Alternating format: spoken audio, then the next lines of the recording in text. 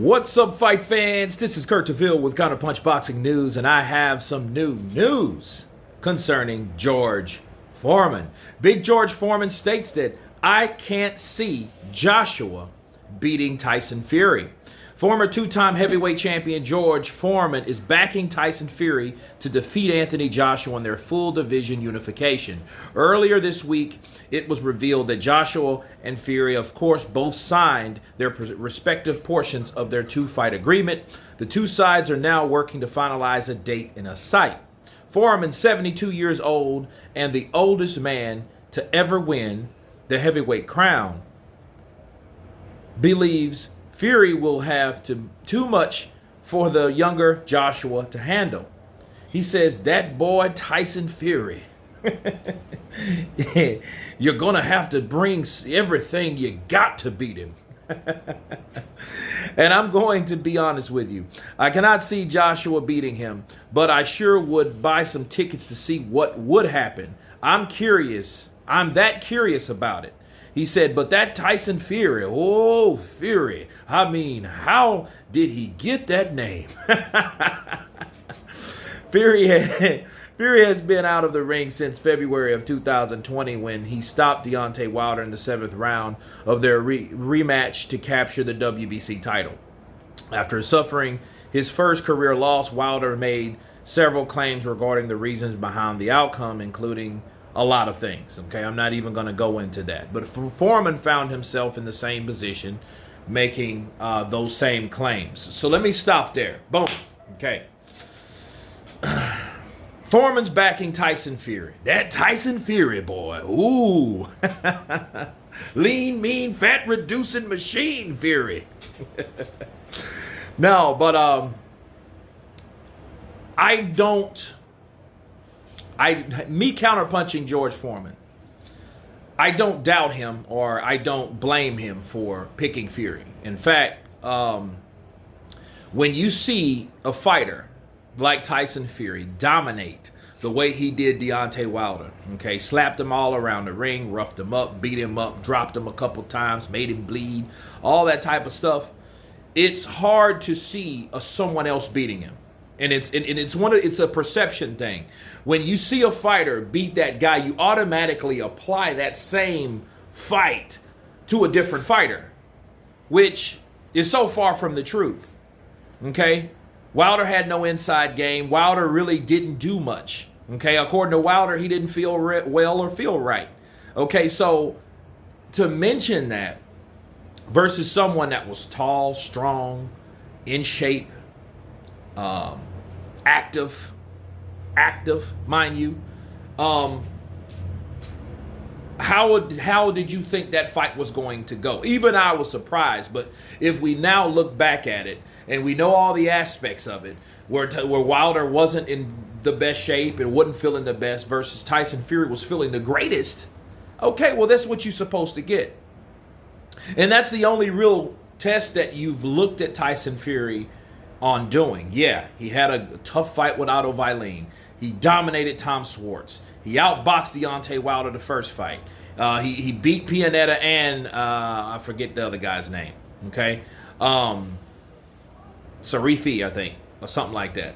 So those were tune-up fights. Wilder, two more tune-up fights. Second tune-up fight that was tougher because he had the cuts and things of that nature. But then you fight Wilder again. Then you haven't fought in a long time. See, and I'm figuring the reason why George Foreman is picking Tyson Fury because he's seen Tyson Fury dominate better in a fighter that never been dominated. Kubrat Pulev has already been defeated. He was destroyed by Vladimir Klitschko years ago. And then Anthony Joshua to do that again has its own significance, but that's still a fighter that's been defeated, okay? Where George Foreman's coming from, like, look, this is a guy, an American guy, mind you, that was beat by Tyson the Gypsy King Fury. So Tyson Fury, by default, in George Foreman's eyes, is on the pinnacle. Why? Because Muhammad Ali was on the pinnacle when he beat him, and he was the representation of who Deontay Wilder was. Okay? He was that Deontay Wilder back then, just chopping people down, knocking people out. However, Joe Frazier is no Luis Ortiz, or should I say, Luis Ortiz is no George or Joe Frazier, right? So saying that because Joe Frazier had been proven, Ortiz was a tough fighter and an unavoidable fighter, but he wasn't proven to that magnitude.